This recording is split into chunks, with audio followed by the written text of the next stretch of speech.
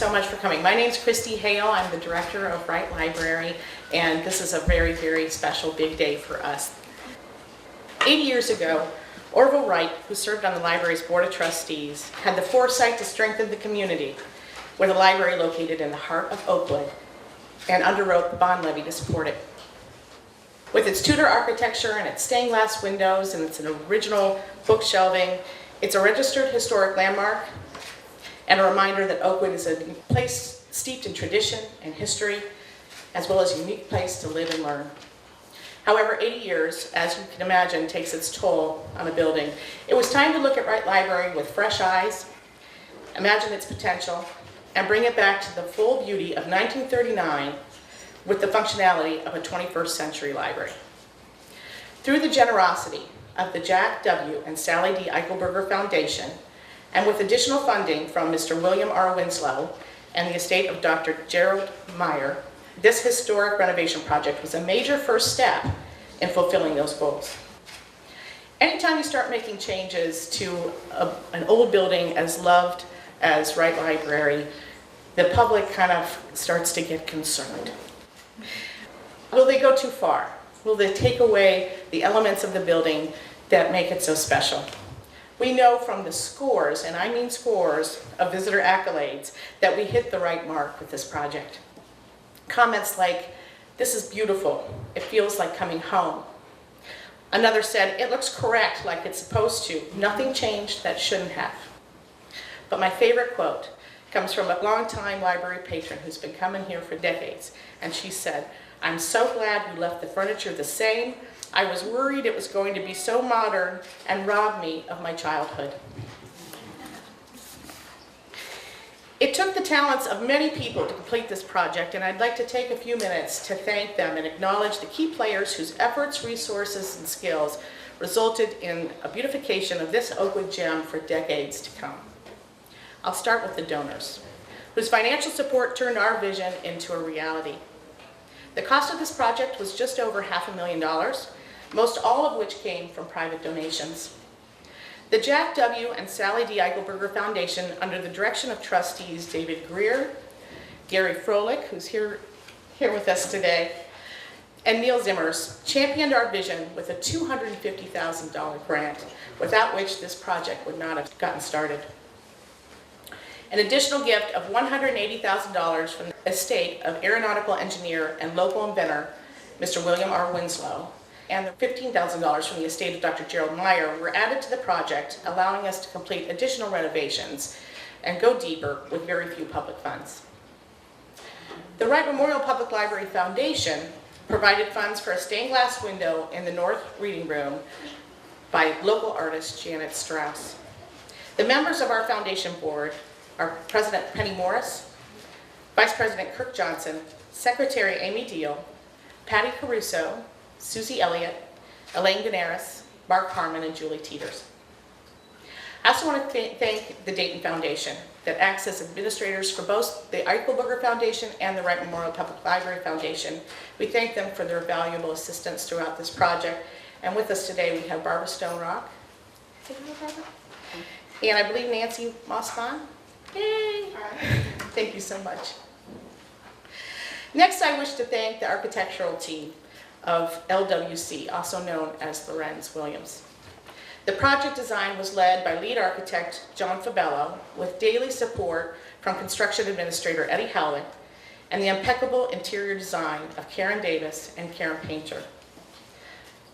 Assisting LWC were mechanical and electrical engineers from Heapy Engineering and structural engineers from Shell and Meyer.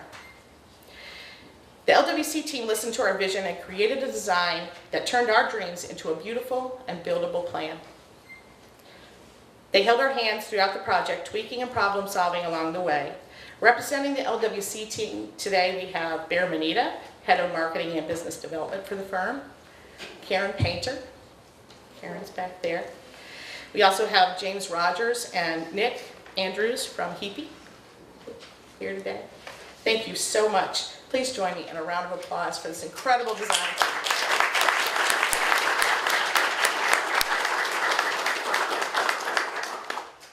A great design needs a strong construction team. And for that we have the tremendous team at Archon Builders from Arcanum, Ohio. As an example of their craftsmanship, I'm going to turn your attention to the beams from which these beautiful new pendant lights are hanging. Although they look like they're from 1938, that's actually the work of Archon. They made those beams to match so that we could run conduit that would power each of those light fixtures. It's amazing. In addition to the highest quality workmanship, the Archon team, led by construction manager Greg Eichelberger, were great project partners. Greg made sure we stayed on or ahead of schedule, communicated regularly, addressed all of our concerns, not to mention keeping an incredibly clean and quiet workspace so that we could remain open to the public throughout the project. No small feat. Representing Archon today, we have co-founder and owner Tim Eichelberger and his wife, Angie. Excellent work. Thank you.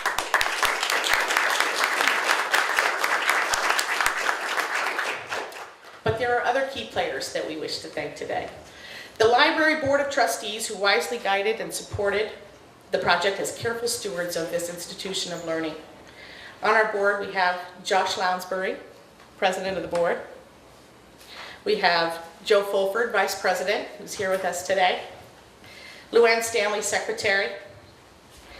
We also have Linda Dietz, Katie Hill-Gottesman, and Randy Honaker. I especially want to thank Joe and Luann.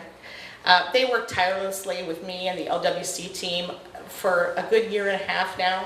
Their knowledge and taste added a tremendous value to the beautification of this project. I can't thank them enough. The furniture in these rooms is a rich combination of new, old, and borrowed. Brian Aycock and the team of Pete's Furniture Repair reconditioned the woodwork and the shelving and refinished our original tables and chairs. They worked with Tom Van Leeuwen of Van Leeuwen Upholstery, who reupholstered the original furniture. Tom's here today. Thank you so much, Tom. Jane Close of the Dayton Metro Library arranged for us to purchase chairs from the Dayton View branch of their library at nominal cost, and Pete's Furniture Repair refinished them to match. Some of you are sitting on those chairs today. APG Business Furniture supplied the furnishings in the reading rooms and Aberdeen conference room, including the fabulous blue sofas and love seats, the wingback chairs. From APG, we have Kevin Washington with us today. Thank you, Kevin. Elements 4 Interiors installed the glass conference room wall and provided furniture in the staff work areas. I'm not sure if Marcia Schneider made it in today. I don't see her, so, but we have them to thank. Thanking local artist Janet Strauss for the original glass piece that's in the North Reading Room that you'll see after the ribbon cutting. It's called Fallen Leaves. And helping Janet was Stillwater Builders, who created the window casework and installed the glass. And we have Rob Deaton from Stillwater here with us. Thanks, Rob. We have Marty McCabe with us of McCabe Painting, whose team did an incredible job. Very, very clean, beautiful work. And I want to thank Lee Turbin and Mark Risley from the Oakland Historical Society, who acted as cheerleaders, supporters, and advisors. Mark also took on the challenge of restoring one of our, well, he's restoring all of them, our ship replicas that were original to the building. They sit kind of up there on top of the entryway. They are loved, and I actually thought they were made out of copper until he cleaned them and realized that there was paint under that 80 years of grime. So I'm happy to report that the ships will be returned to their rightful location soon. I need to thank the caring and hardworking staff at Wright Library, whose smile and good grace endured disturbances, changes, dust, noise, as we fulfilled our commitment to stay open during the project. And lastly, I want to thank the team that put together this event today. My staff from the community engagement team, Tracy Staley and Kate Chizar. My custodians, Bill Bobo and Bob Dollinghouse. My camera woman, Elizabeth Schmidt, and my audio visual tech, Robin Case. Sylvia Stahl from the Dayton Chamber was very helpful with the planning. She's here today, and I really appreciate her help. And also the Wright Library Foundation, which funded the event with donations from Laura Ensbrenner of Laura's Cookies. Yes, those are available downstairs. And the Dorothy Lane Market. At this time, I'm going to introduce to you some of Wright Library's community partners who help us fulfill our mission of lifelong education in Oakland, and I'm going to start with our president of the Library Board of Trustees, attorney Josh Lounsbury.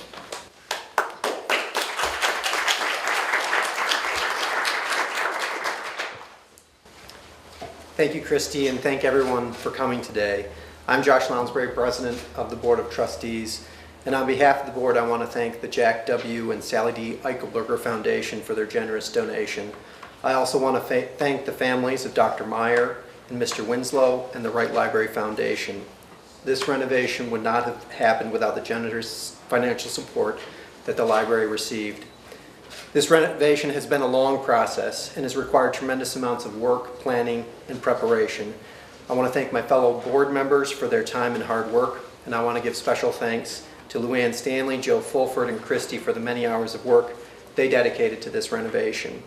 As with many projects, the devil is in the details. Luann, Joe, and Christy had countless meetings to make sure that every detail of the renovation was as perfect as it could be. I want to thank the staff for their patience and hard work.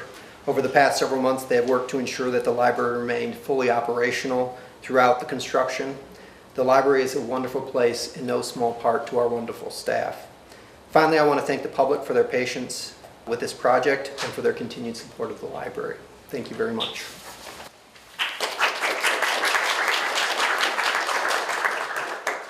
Next, I'll introduce to you Gary Froelich from the Jack W. and Sally D. Eichelberger Foundation. Thank you, Christy. It is my privilege to be representing the Eichelberger Foundation. The other trustees, David Greer and Nick Zimmers, extend their regrets that they could not attend today, but they are happy, and I am happy, to have participated in the contribution that enabled so many of you to give of your time and bring this library into the modern era.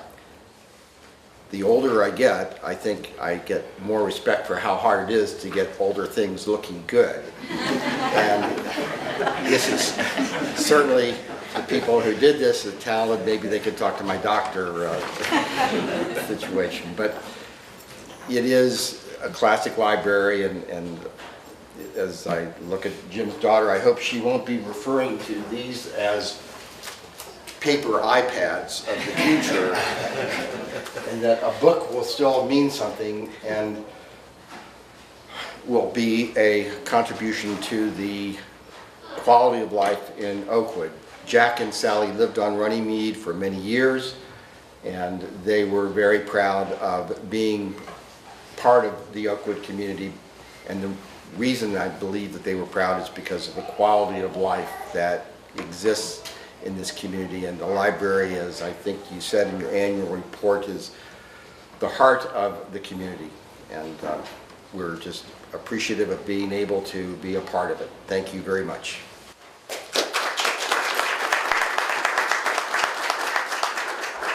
Thank you so much, Gary, and to all the trustees who supported us. It's an amazing opportunity. Next, we have Mayor Bill Duncan from the City of Oakwood. I go around town, and whenever we meet with other communities, I'm always saying that Oakwood is the premier residential community in the Miami Valley. And after a few catcalls, someone might ask me, well, why do you say that? And I said, it's sort of like a three-legged stool.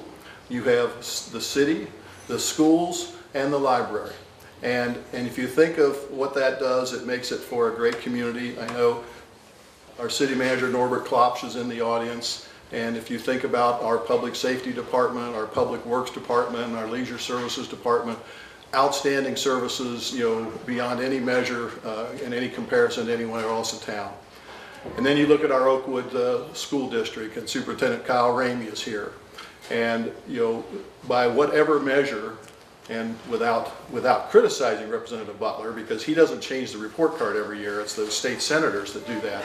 But we're in the top 5%, if not the top 1 or 2% every year. So no matter what the standard is, this is an outstanding place to send your children for a great education.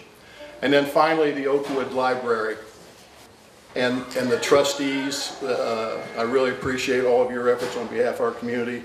You make a little bit less than I do, and I don't make much. But really appreciate your efforts in dealing with just how to maintain an outstanding library on limited public support. And we really appreciate this. This place looks great. And just want to remind everybody for the camera that we are still on the National Historic Register, National Register of Historic Places, and I think last Monday we had a council meeting and Lee Turbin was here and she's going to get up in a minute, and they did a tribute to Harry Ebling, who recently passed away. He was very active in our Oakwood Historical Society and was affectionately known as Mr. Oakwood. And I think, as he told Lee, he likes the direction that our city's going. And so I know if Harry had been here, he would have had a lot of kudos for you, could probably tell you things about this building that you don't know about. So thank you. You're right, Mayor. Harry was a big supporter of the library, and he's going to be dearly missed. So next I'm going to introduce Lee Turbin of the Oakwood Historical Society. Whenever I'm asked to talk about preservation, I almost always quote William Murtaugh, who was the first keeper of the National Register of Historic Places. In one sentence, he captures what I feel is the essence of preservation. And I quote, "At its best, preservation is the past engaging in a conversation with the present about a mutual concern for the future." And I share this with you because preservation isn't about keeping everything that's old. In fact, historic preservation is as much about the future as it is about the past. As we look towards the future here, we must accommodate the functional needs required to grow. The key is to do that without destroying that authentic fabric and the historic character that makes Oakwood a desirable, livable city. This recent renovation here at the library definitely reflects our past, but it most certainly will enrich our future. And that is historic preservation at its best. We are fortunate to have some great stewards protecting and preserving our treasured library and historic landmark. Thank you.